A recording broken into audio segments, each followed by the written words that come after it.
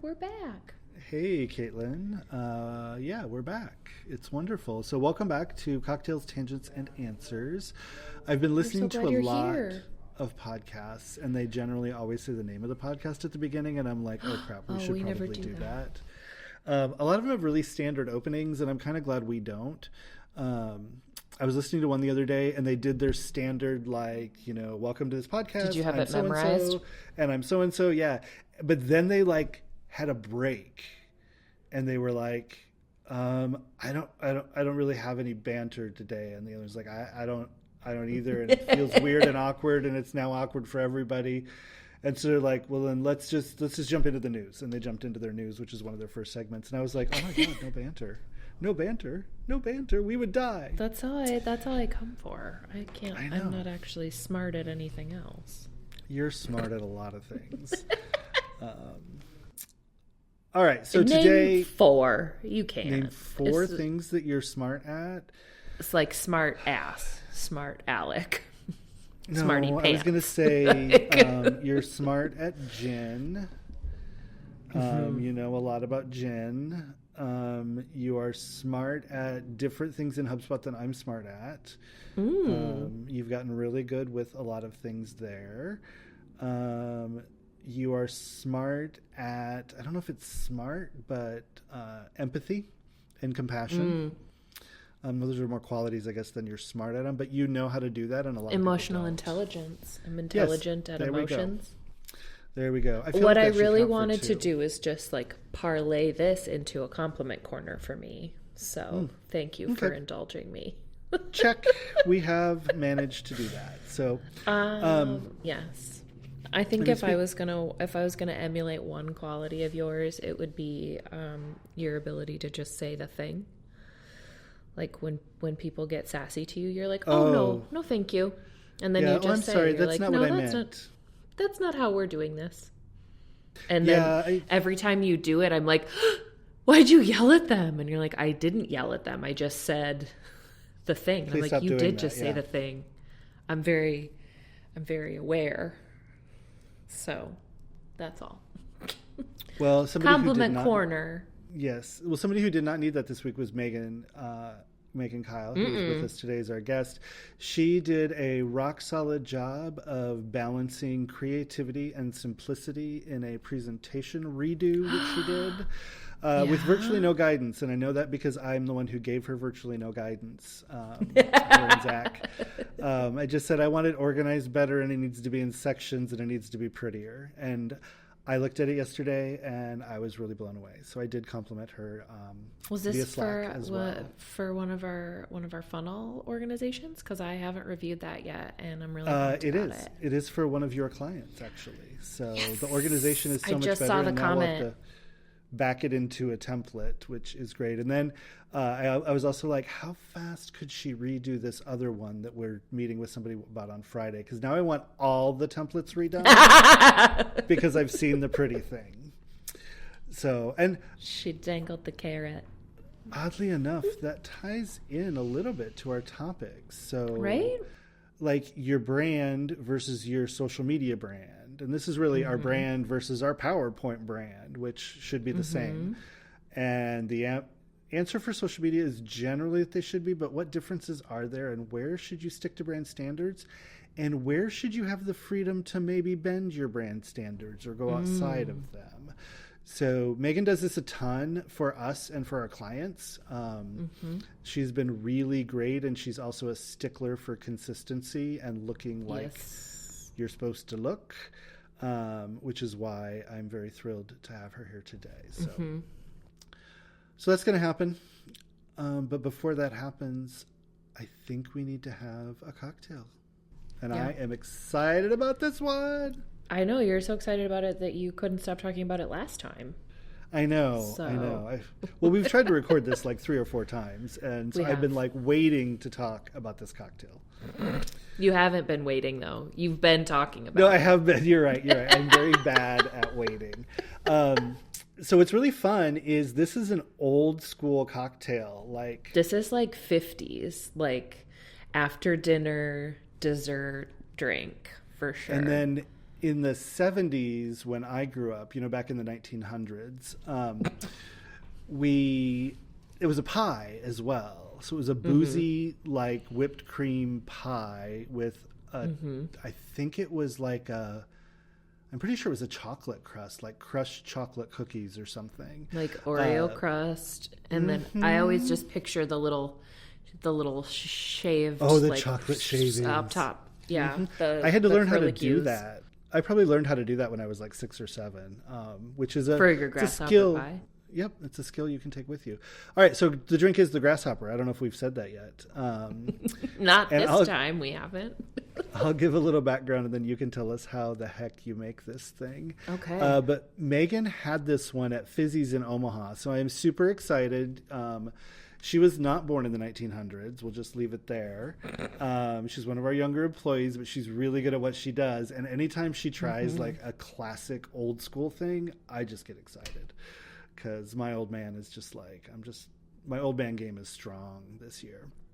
So at Fizzys, they've got the ingredients on their menu, but they haven't actually disclosed exactly how it's done. So Zac did a little sleuthing to try to reverse engineer this one. And so we got our best guess at how this works. And there are honestly a whole bunch of different recipes for what is a grasshopper. Yeah.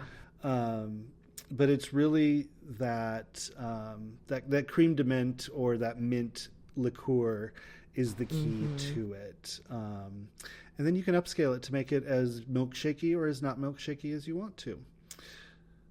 So how would we make this to try to mimic that? What did Zac tell us? Well, Catelin, take it away. We're going to find out. 1.5 ounces of gin, a couple of sprigs of mint, a 1/4 ounce of thinly chopped chocolate, a 1/2 ounce of Branca Menta. I think that's like the creme de menthe. Oh, yep. And then I'm 2 scoops of Coneflower Vanilla Ice Cream. I'm assuming Coneflower is a brand. I'm not familiar with it. It is. It's an ice cream shop in Omaha. And Omaha, got it. All the little craft bars and craft ice cream and everything, they like to support each other, which is one of the things I love. That's very cute. And every community should do that. But I would suggest, for the sake of my brother's paycheck, that you. I know. I was like, it would be Wells. It would be Wells Blue Bunny, and I would use the vanilla bean. I wouldn't use French vanilla for this. I think that's going to be really off. I have done some of my own taste testing. I prefer the homemade vanilla. That's a good one. Recipe as opposed to the standard vanilla. I don't know what the difference is, but that's what I prefer. Yep. Anyway, you combine all of these ingredients in a blender and then blend until smooth. And then if you've got like an old, you're just like, I need a milkshake with gin in it. Pour into an old-fashioned soda glass, which I love, like a cute little, I can see it, like the Coca-Cola kind of like, right? Or a tall mug. Garnish with some mint and serve with a straw, preferably reusable, like a little stainless steel straw or maybe a paper version. Yeah. And again, that comes from Fizzys in Omaha, over there in Little Bohemia, across from our bank, actually. Although they did not give us the recipe, we extrapolated the recipe based on what we think it probably is and how these are generally made. So I have not made this one yet, as much as I've talked about it. But like I said, that's shocking to me. I mean, I could go buy Coneflower on the way home, except there's always a huge line. Like anytime you go, there's a huge line, which is great because their ice cream is really great. But I don't think we have. I think the one thing we don't have any Branca Menta or any kind of creme de menthe liqueur in our stash. I could also probably drop by Wall to Wall Wine and Spirits and pick that up as well. It's like we haven't bought groceries in like a week and a half because I've been gone, and so then I'm like, maybe I just want a milkshake for dinner because I'm an adult and I can make those kinds of choices for myself. It's very dangerous. And you can use this with like spearmint or whatever extract instead of the Branca Menta and give it to your child because you probably don't want her to have a creme de menthe. Though I will tell you. Like I'd probably have to leave the gin out too if I. Oh, maybe yes, maybe that gin. You would want to leave out too, I guess. True. Yeah, CPS, please do not go to Caitlin's house. She's not feeding her child gin. No. In the 70s, though, and I'm old enough to say this now, and I'm sure the statute of limitations has worn out, when you make the pie, you use the booze in the pie. And it's a cold pie that is never, ever baked. And so it's still a little bit boozy. And we kids were able to have, it was like an eighth of a normal slice. We got a very small slice, but we thought we were just the hottest thing ever. Do you think that's part of why you like it so much? It was like extra special. Oh, 100%. And we always did it at my aunt's house in Sergeant Bluff out on their farm. And it was just one of those things that I associate with her and with that time in my life and growing up. And I'm not a huge dessert person, but that dessert, it's so rich and over the top, and the chocolate and the mint. Oh, it's so great. I could go on. We could just make the whole episode about the grasshopper. I do. Here's the thing: is he said, wrap it up. I do love a mint Oreo blizzard, which I feel like is the same. It is. I feel like Zac is channeling the grasshopper cocktail in his attire today. Oh, his headphones are green and black. His shirt is green and black. His chair is even green. That is. Yeah, his hair isn't green though. You should go for the green hair, Zac. I want to see some green hair. Maybe not. He's shaking his head no. And he had a little echo, so he's not going to cut in on us, but he does want us to wrap up the intro. Do you know what Zac is right now? Zac is brand consistent with this podcast. He is brand consistent with the grasshopper on the podcast. Yeah. So I think with that, we should get to Megan. Sounds good.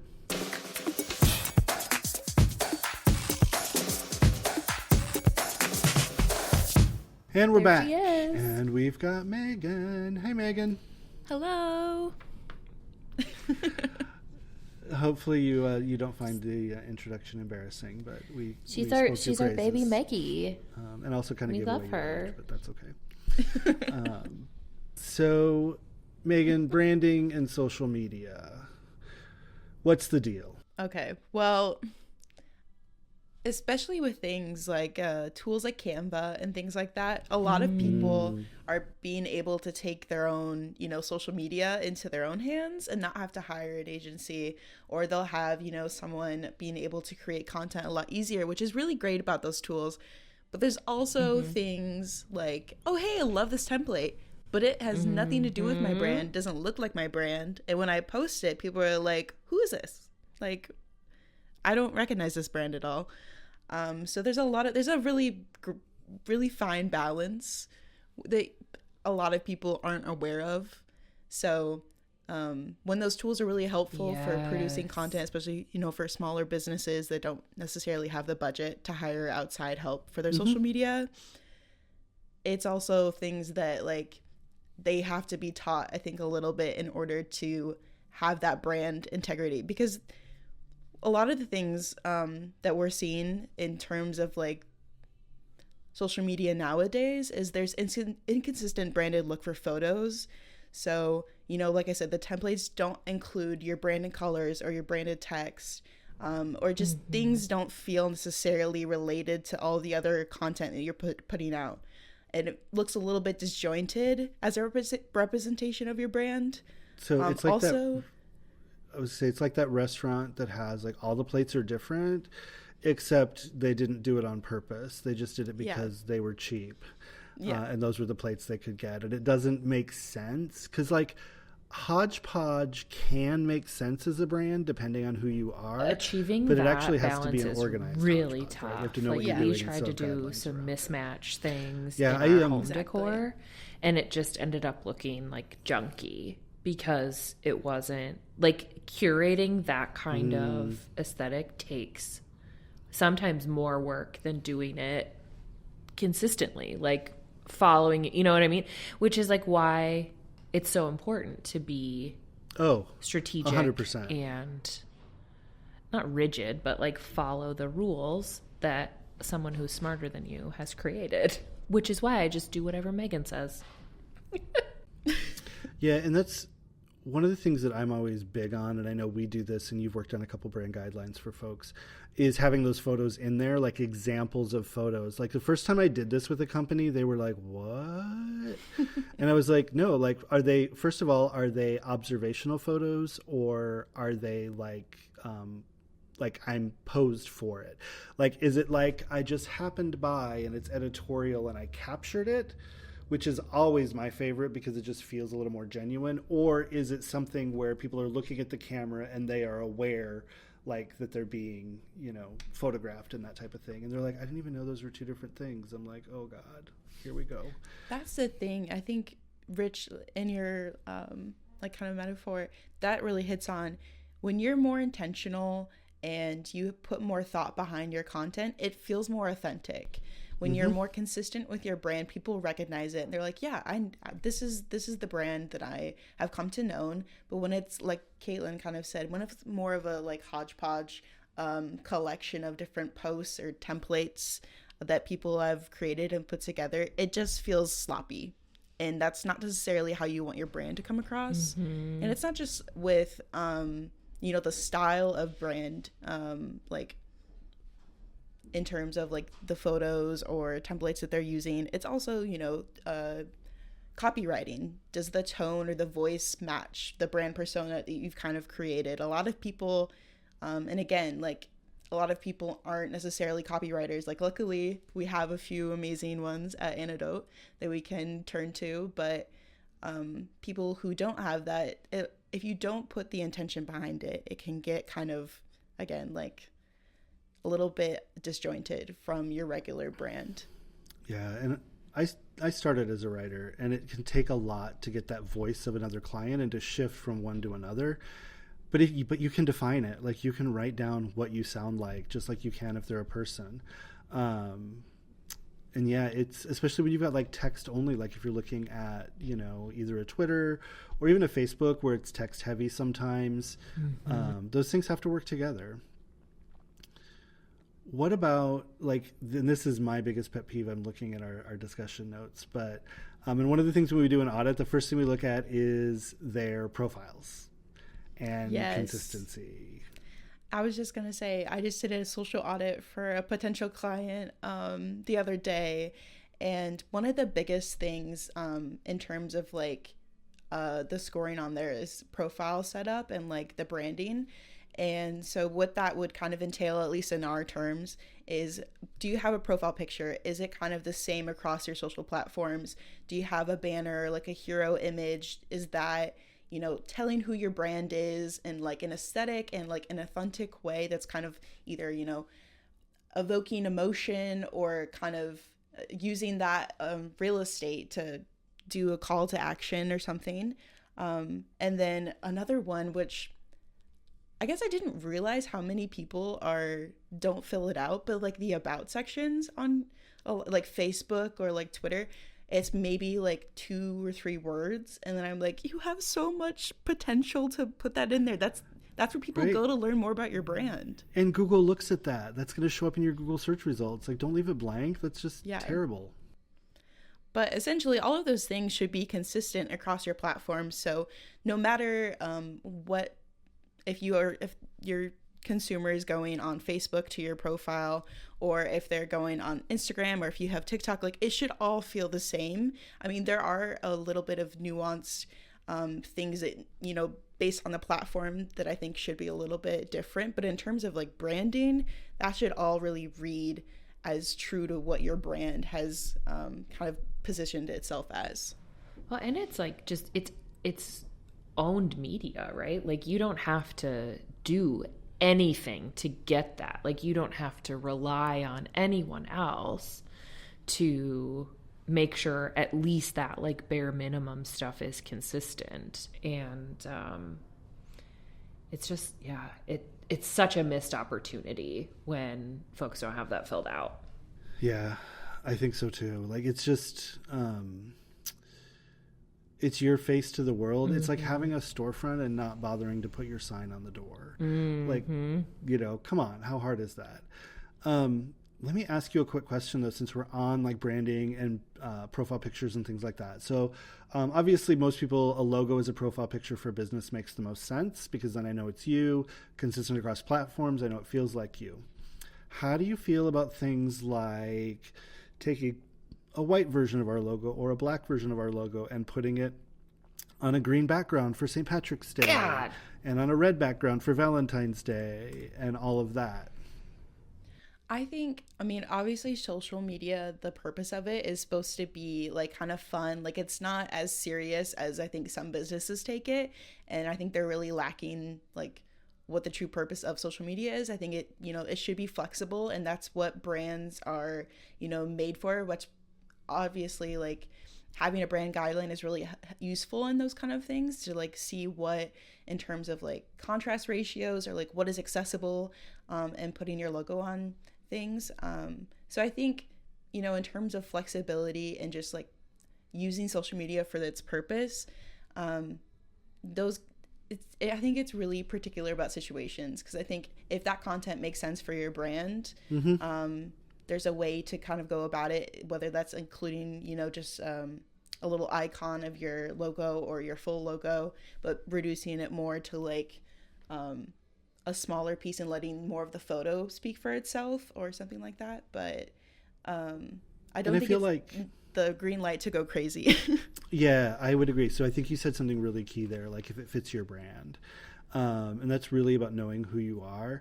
I remember, gosh, it's been a little while, but like people have gotten all up in arms about all the rainbow logos at Pride for companies that have nothing to do with that, or even like, you know, I'll just call them out. Chick-fil-A putting up a rainbow logo. Like, come on, you're not fooling anybody. Stop it.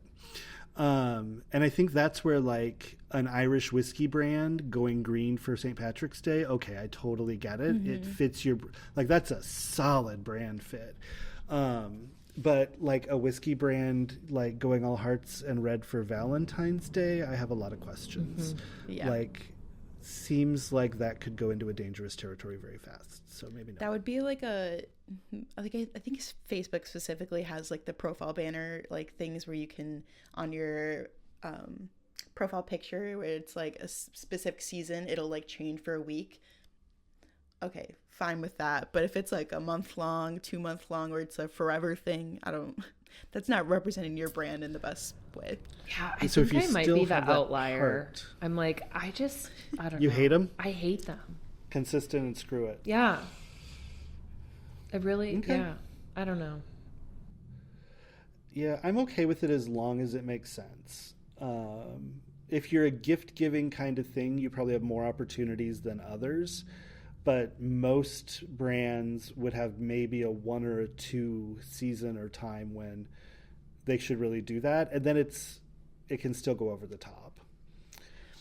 This might be speaking my age, but on TikTok, there's been a lot of like trends where brands will, like people will like redo the brand logo based off of what they think it should be. Like I think there's like this puppy that will do it, and I love that one. So every video that comes on of theirs, I'm like, oh, let me see. And the brands will recreate or like put that the photo as their logo or the profile picture like on TikTok, and everyone in the comments is like, oh my god, they actually did it. So I think in those moments, like it's using social media for that purpose of like fun. It's connecting with your audience, and it's used in a good way. So I mean, I think that's kind of another example that could be a little bit more modern, and like outside of the seasonal things, where if it's, you know, connecting with your community for something that's kind of humorous. I don't understand TikTok. That's my only issue. I mean, I think that you got to stay on trend with that, right? Because that will burn out fast, and then people will be like, oh, they're doing that thing that we were all doing last month. That's so last month. And sometimes I do want to meet this dog who redoes logos. Yeah, right? It's hard. I'll have to send it in the Slack chat later. I can't wait. Did you have something else there, Catelin? I was just going to say sometimes it's hard, like, to be... like on top of that stuff, you have to really be paying attention, which can also be challenging. Well, and if you do it once, they expect it again and again. Like if you're going to be the fun brand, you got to go all in and be the fun brand. And that can be really hard. Yeah, 100%. I'm tired just thinking about it. Let's be honest. I know. I mean, it's also Thursday. Yeah. Okay, Megan. So I'm listening to this podcast. I have a brand, and I'm realizing, oh crap, my social media branding sucks. I need to do something about it. How do I improve it? What are my improvement tips? Yeah. So just some best practices to keep in mind. This is kind of a pet peeve of mine, I guess, but like including your logo on all posts, especially like there's a time and a place. If you want to make them reshareable for something that's going to be, you know, like shared to a story or something, I think it's appropriate to put your logo on, you know, like somewhere, but maybe don't make it like the biggest piece of attention. But the brands who require, and I think I just saw a TikTok video the other day where it's like, your upper manager was like, why are we putting logos on every post? And it's like, the post is supposed to feel not branded. It's not supposed to, or like not branded, but like not an ad. Like it's supposed to connect more as something authentic. So time and a place for like logo placement. And if your a really profile easy picture, way. If your profile picture is your logo, it's right there to the left of the post. It is on every post, quite literally. Yes. So yeah. And then a lot of places when they will do, like if you have an agency or someone do your branding, they'll usually give you a brand guidelines or like some sort of brand identity book. So really reference that in order to kind of, you know, figure out what colors are going to be my like go-to colors. If you have a Canva, there's a really easy way to like set up your brand palette. And there's a lot of tools on like other things, like if you use Adobe Express or other, like we use XD and we always have our brand palette colors right to the left. And so having those accessible and knowing kind of, you know, what the accessibility standards are for colors. So making sure that your text is legible or your graphics are legible on a certain background, that's going to all be in your brand standards book. So you don't really have to think about that too hard. You just reference that kind of, and then you start to learn and you just know it. But then also that kind of goes into like extending your brand guidelines to include a little bit more vibrant web colors. Your brand guidelines book isn't the end all be all. Like there's a little bit of flexibility. That's again, like what social media is made for, but it's with balance. It's maybe adding like one or two colors that it really, like if you wanted to do a specific campaign on social and you wanted to brand it with, more of a like vibrant color that's in your color palette, that's fine in small usage. So just kind of being like aware of the balance of those colors, exactly, intentional. It's because it's all about creating a recognizable look for consumers. It's setting all those defaults, right? And that makes life easier because then you won't screw it up. Because like if you've got all your defaults set with your brand colors and you find yourself constantly tweaking the colors, you probably have a problem that's much bigger than your social media. So yeah, I did notice Adobe Express just launched their new mobile app today. I got an email about that. So have not gone and looked in, but it looks like they're trying to be a Canva killer maybe with Adobe Express. Not 100% sure, but Canva's making money moves this year. That's unrelated to this discussion, but yeah, well, we're probably not going to dedicate a whole episode to Canva. Probably not. Jesse would quit. I don't know. Well, I would hope not. But maybe. Or he'd fire us. That's what it would happen. He'd be like, you may not be here any longer. So, and then kind of like going beyond colors, brand fonts are also really important because like once you have a specific brand look, that they were intentional with that like font for a reason. So using that is also a really easy way to kind of make your content uniform. And then also again, kind of more relating to the copywriting, creating a unique and personable brand voice that represents your brand and engaging with your community in that way. So either through like likes, comments, reshares, kind of those things. Because it's your brand is a accumulation of all of these things, whether it's graphics, colors, like the products you're selling, but then also, you know, your brand persona, the voice that you're putting out to these people. And I guess just some like tips if you're going to be creating your own things beyond more of the best practices. So, if that's Canva, if you pick a template you like, rework it to make it match your brand standards. Don't just be like, okay, good. And ownable, right? Yeah. And so it's not like, oh, they use this template on Canva, which sometimes we can reverse engineer. Well, and it's especially, it might just be more designers, but if you see, once you see that template and then you see it on 20 other people's posts, you're like, ooh. It doesn't hit the same. Mm-hmm. Mm-hmm. It's like stock photos. When you see that same stock photo everywhere, and you definitely don't want the STD poster to be your brand guy. Joey Tribbiani. Right, exactly. So I do have to just go down one small tangent. So you said make your content uniform, and then I started thinking of content uniform. And now I want to have a uniform that Zac must wear when developing content. I think that would be hilarious. Sort of like the A71 leggings. Ew, no. It could be the A71 leggings. Probably not. No. This is just Bust on Zac Day. So,